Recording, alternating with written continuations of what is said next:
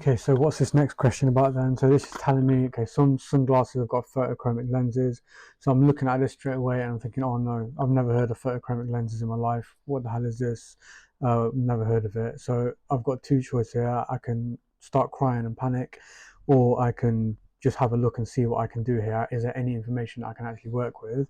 Well, it's giving me the information about what photochromic lenses are here. So okay, it says it darkens in bright sunlight. I could probably have figured it out because photo means light and chrome means color. So okay, I could have probably worked that one out, but luckily they've been nice enough to tell me anyway.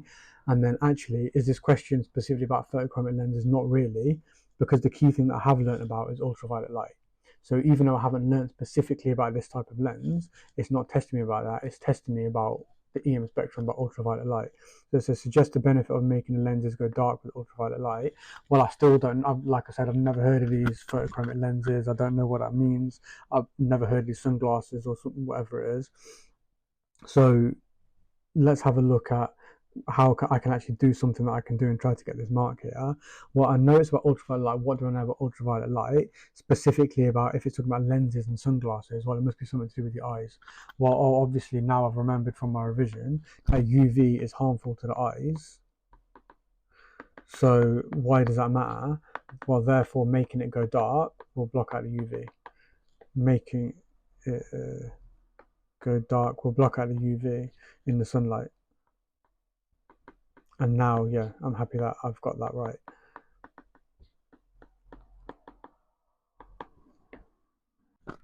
And we can move on to the next question now, which is it's clearly a calculation question. So calculate how many times further it is from Earth to Jupiter. So this is a pretty difficult one. I think maybe it's not as simple as just putting numbers into the equation, or putting numbers into the equation that you know. I've actually got to try to figure something out with whatever it's saying. So what information have I got here? It says 40 minutes and 8 minutes. So I've got something to do with time. It says calculate how many times further it is. So it doesn't use the keyword, but if it's saying how much further is it, what I know, it must have something to do with distance.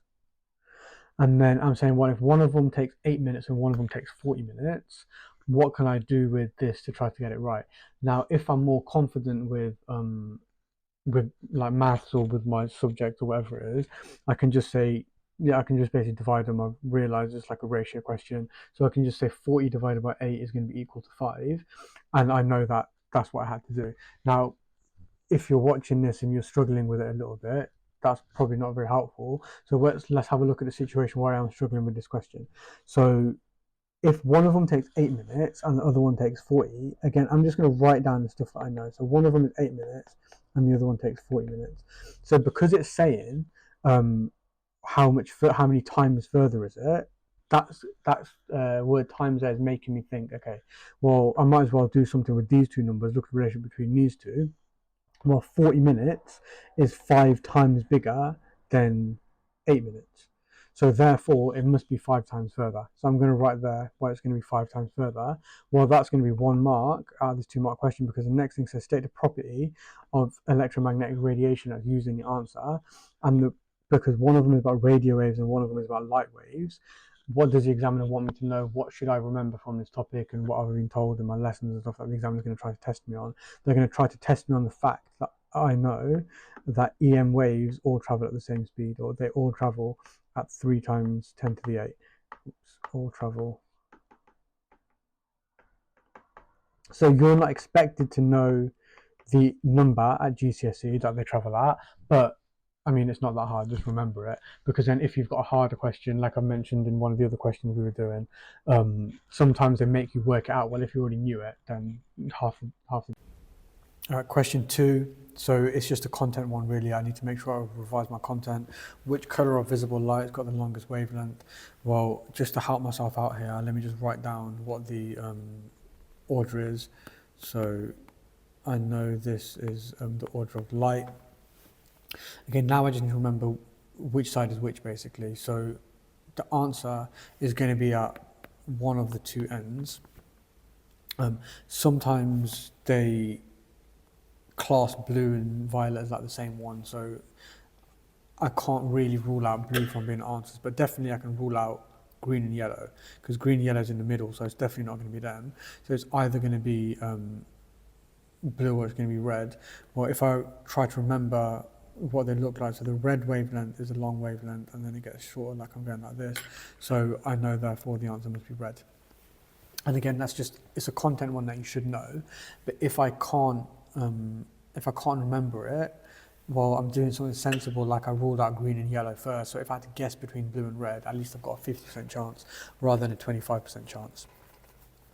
Okay, so for part B, it's giving me some information, and I can clearly see the command word is explain.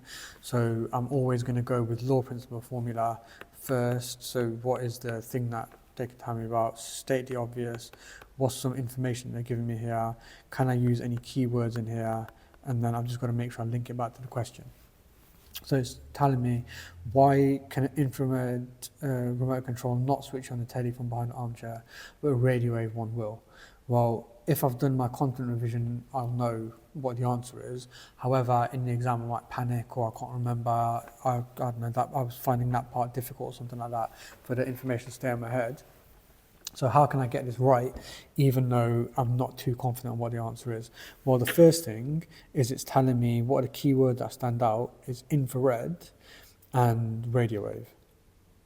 Now, even if I don't know the specific ins and outs of all the different things that all the different waves can do, which obviously, like, hopefully you should be able to do that because of whatever's on the spec, whatever's on your revision guides and so on. But even if I can't do that, the absolute basics that I should know is the order of the electromagnetic spectrum, because I know it's going to come up. So what's the order of the electromagnetic spectrum? So I'm going to write it down here. So you might have mnemonics to help you out, or whatever it is. It keeps on changing my writing. So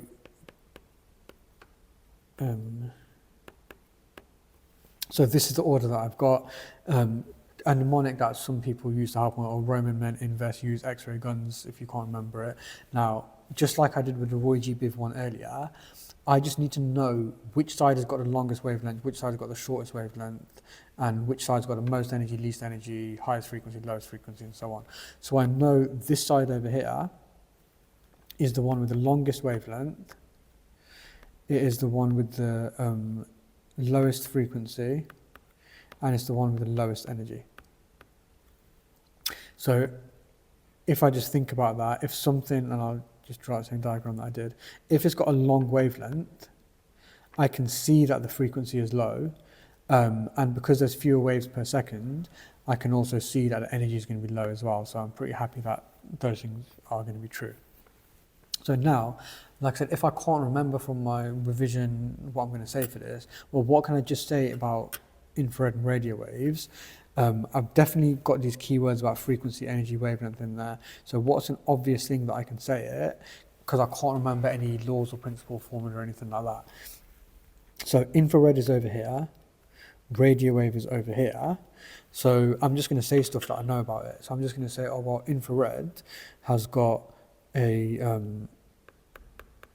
so I'm just writing this down, that infrared, so compared to radio waves, it must have a higher energy,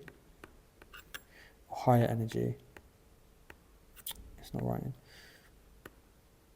okay, higher energy, it must have a higher frequency, and it must have a shorter wavelength. Okay, so remember, I don't actually know what the answer is in this situation because I can't remember, but I'm just saying something that I know is definitely going to be true.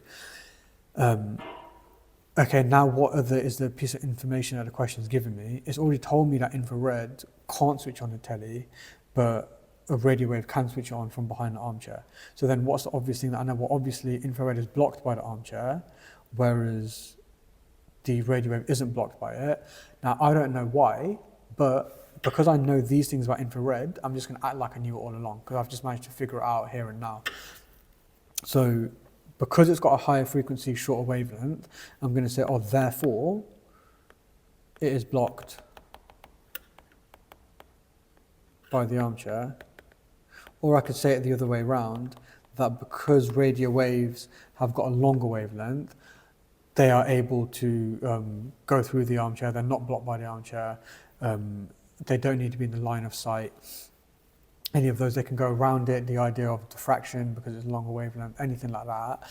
So I didn't know the answer when I started this question. However, I used a sensible exam technique of writing down the stuff that I know about it. I've stated the obvious that I've got from the thing. I've made sure I've used the keywords in there. I've linked it back to the question. Well, I'm pretty happy I've got full marks now, even though I might not necessarily have remembered this from my revision to begin with.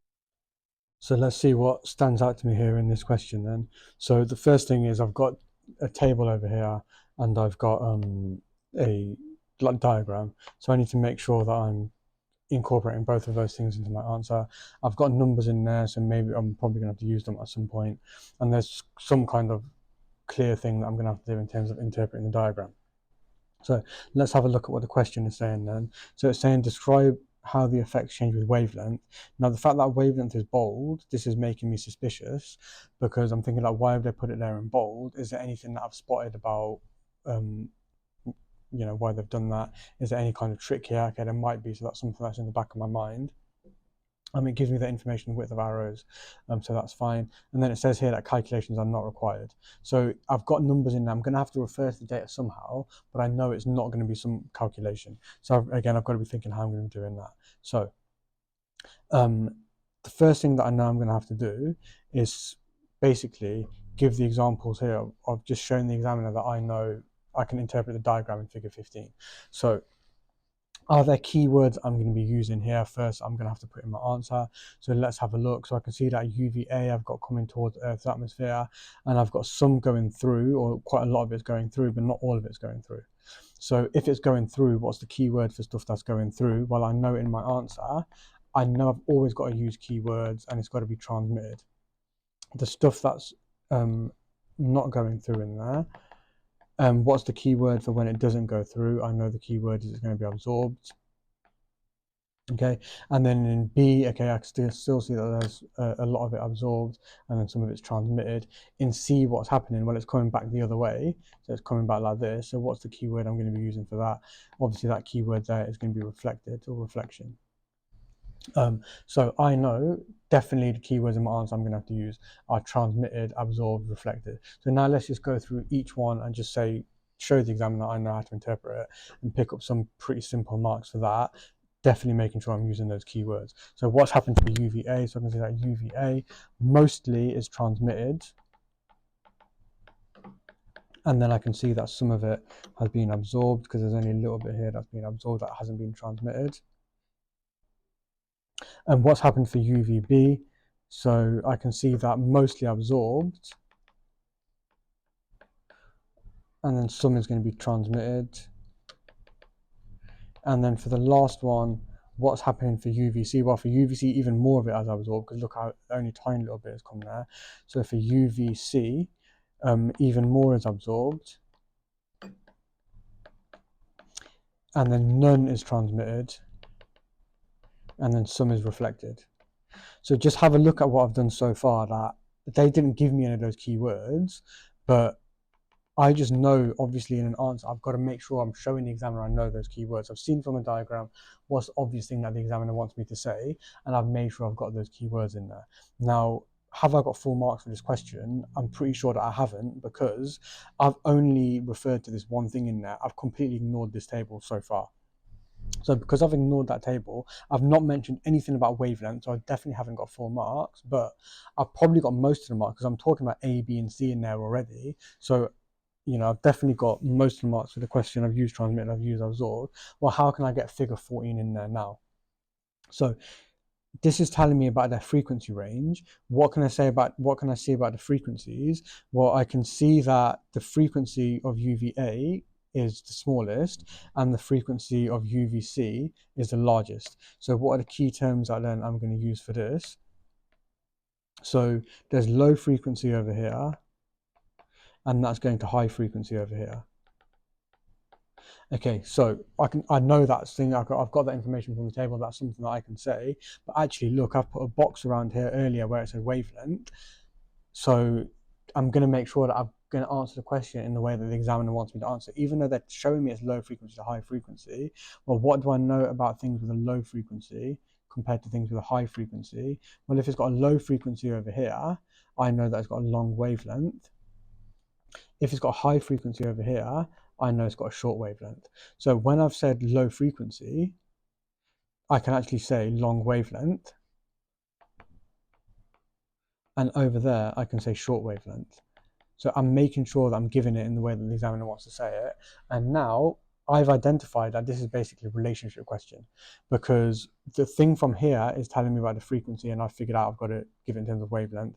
From here, I can see it as a pattern, about a little bit's absorbed, more is absorbed, even more is absorbed. So now I can just go, well, it's obviously got to be something about a relationship between wavelength and the amount that's absorbed. And whenever there's any relationship question, I'm going to always answer it in the same way. So it's always, as the something increases, the something increases, decreases, or stays the same. So from this one, it's gone from wavelength, long wavelength to short wavelength. So I've said as the wavelength decreases, what's happened to the amount absorbed? The amount absorbed increases. Now I'm happy that I've got 4 marks for this question. I've referred to both things. I've referred to the data that's been given me. I've shown that I've known the keywords from the diagram. I'm definitely going to go on to the next question. Very happy that I've done well.